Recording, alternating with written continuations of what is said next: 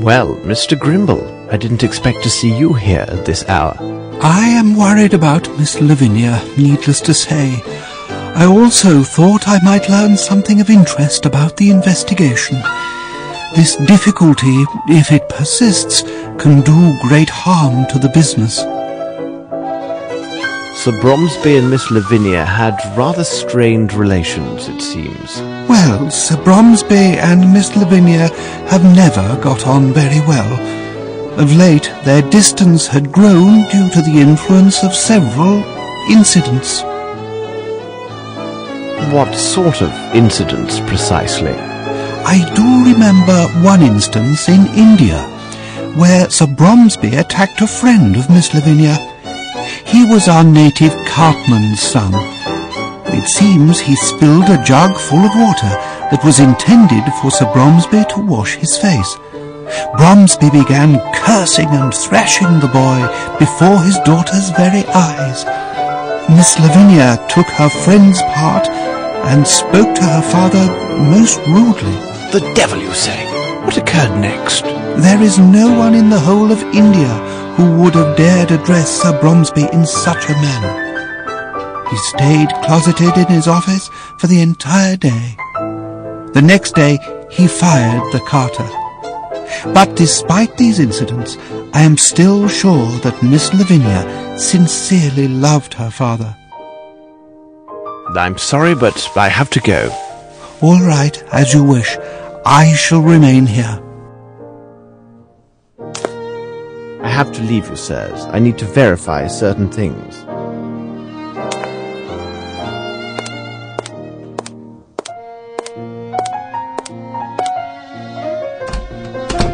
The more we consider the facts of this affair, the more mysterious it becomes. The important thing is to be precise and rigorous in your analysis. But at Scotland Yard we know this well. Reminds me a bit of bad business I resolved. I believe it involved a theft of sticks from a polo team. I have myself engaged in this sport but a few years ago. Really? Do you enjoy the sport of polo, Mr. Grimble? No. You cannot imagine the benefits of this sport. To achieve perfect form and union, man with horse. A little like the waltz, eh? Exactly. Except that with this sport, mounting is at full speed, which complicates things singularly. I don't follow you. The team from Brixton, in my opinion, is the finest example of how polo should be played. Perhaps they may well be. But what would you say about that last match of the Old Goats Rangers? They were absolutely splendid. But what of the Brixton team? Weren't they the cause of some ruckus about a matter of corruption?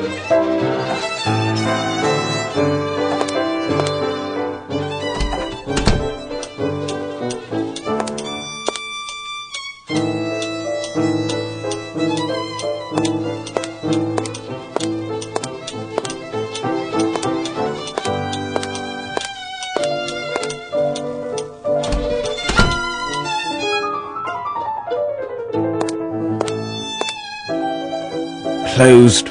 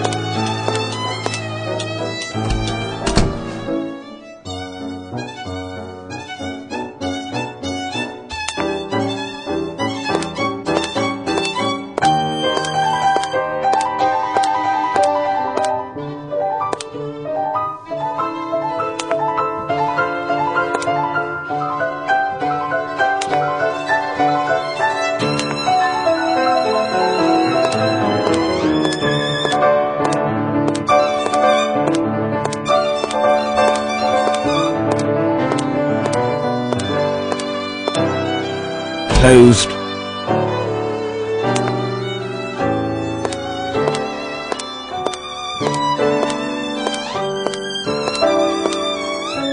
Closed.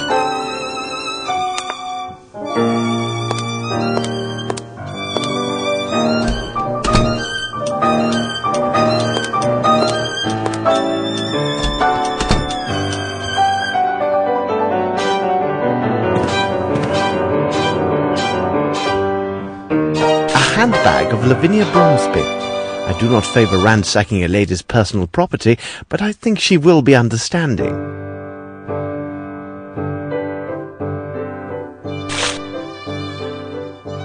A programme for the London Opera.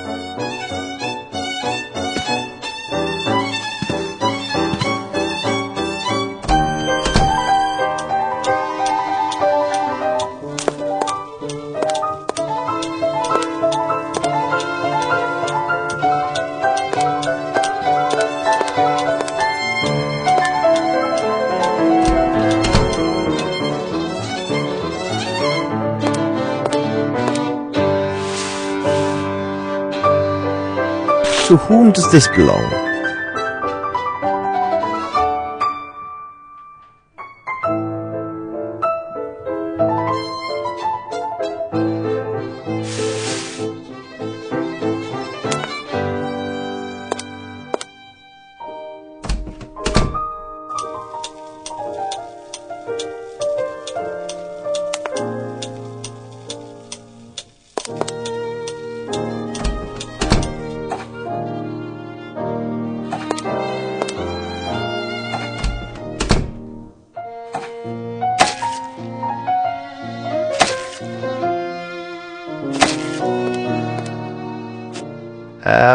May I come in? Well, oh, take that! Pardon me. It is already quite dead, you know. Oh, you frighten me! I have a case of the nerves, you understand. I cannot find my bottles. On the table? No, not those! That is a poor vintage. The 2 bottles that the old crap, God rest his soul, ordered up from London for the party. Both were 18-year-old whiskey, perfect for the digestion and the heart's sorrows. And who could have taken them? I'm sure that the barman from Hertford stumbled them. Who else would know to take those particular bottles over the others? Very good. I will leave you to your chicken, then. That's it.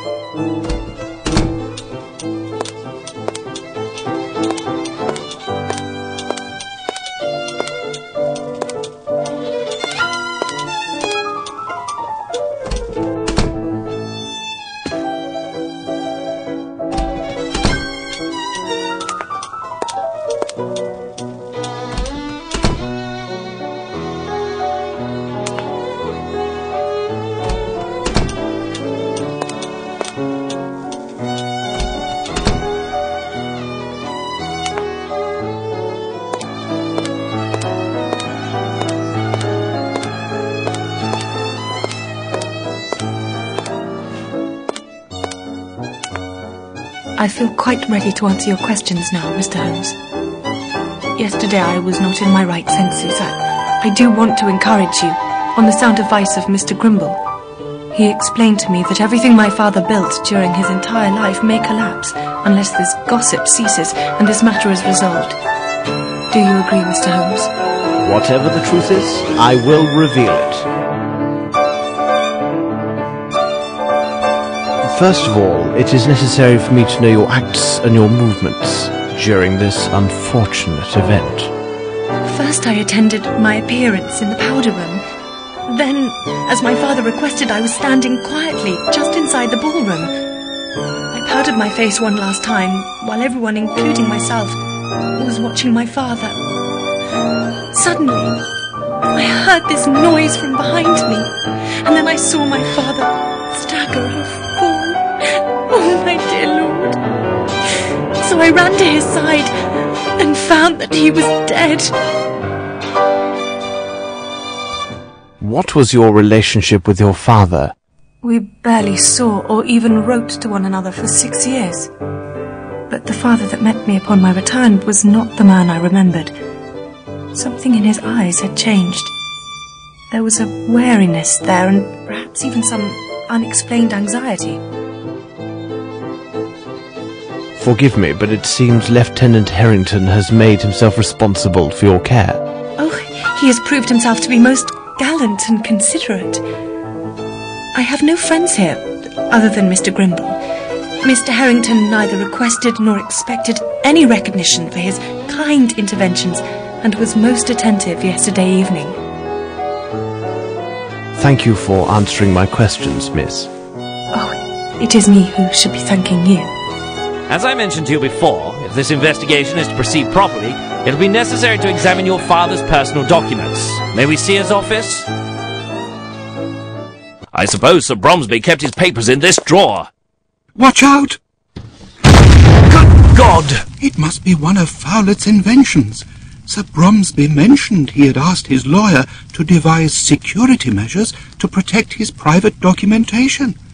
I remember now that Fowlett has a unique passion for mechanizations and automatons. I had no idea what kind of devices he had created. Inspector Lestrade, I give you leave to tend to your appearance. I doubt you can return to the yard in such disrepair. I will now examine this room according to my methods. A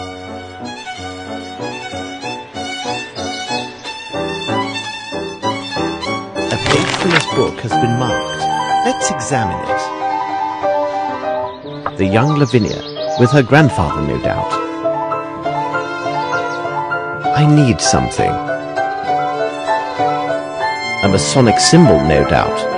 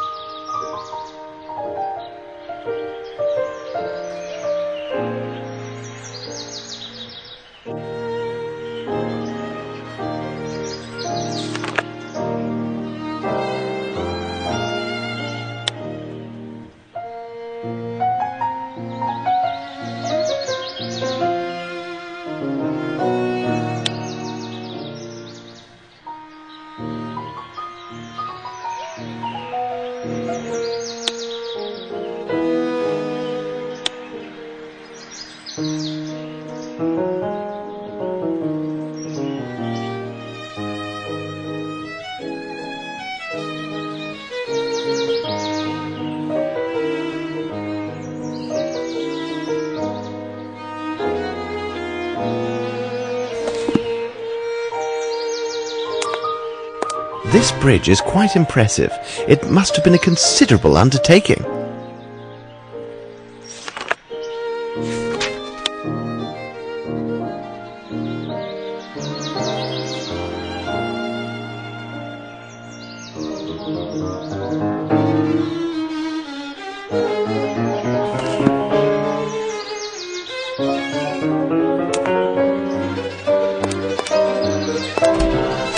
Look here! This message just came for me. 2 days ago, Mr. Horace Fowlett was seen leaving for the North Country. The constable for the town of Flatham, where the solicitor resides, obtained this information from Fowlett's neighbours. I have a bad feeling about this, Watson. What would you say to a short jaunt to Flatham to finish off our day? No objection at all, Holmes.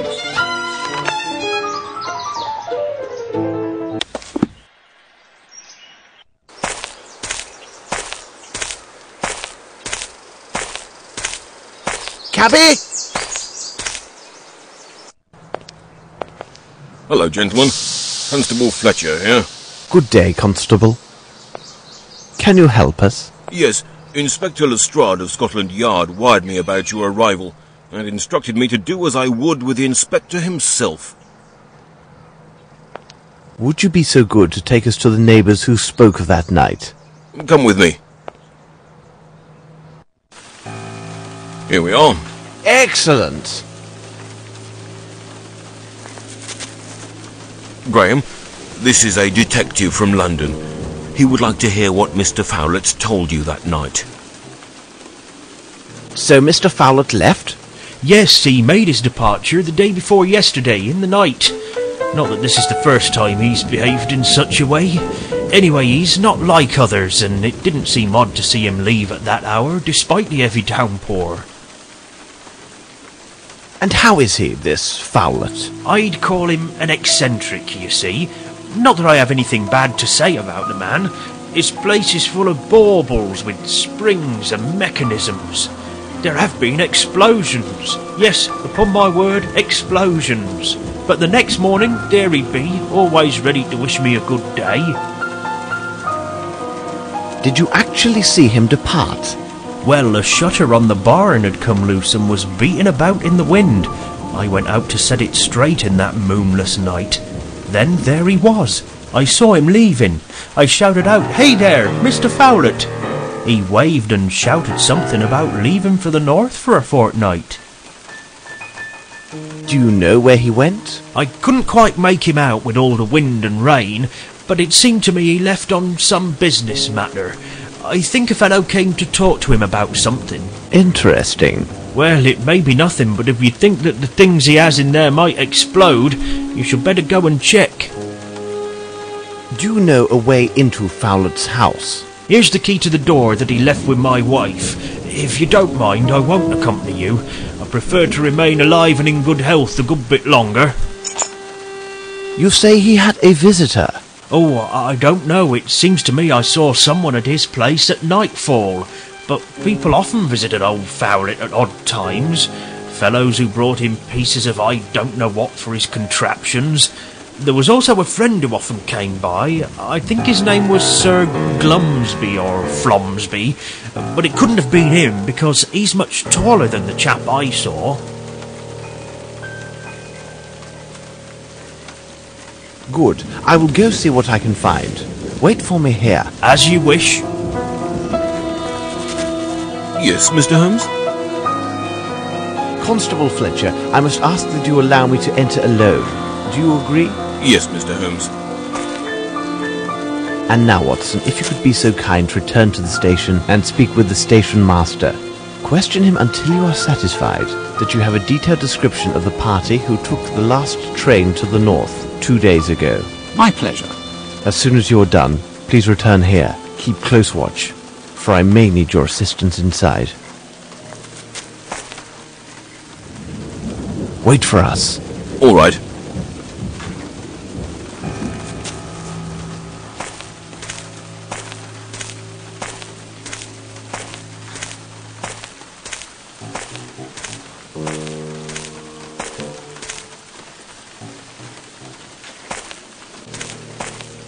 Close.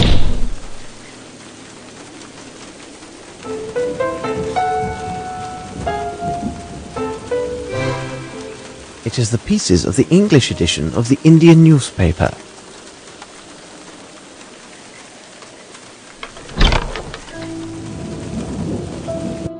My word, I can't see anything.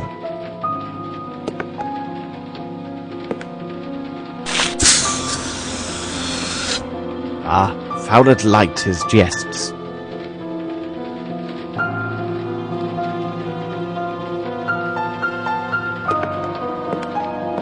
I need something.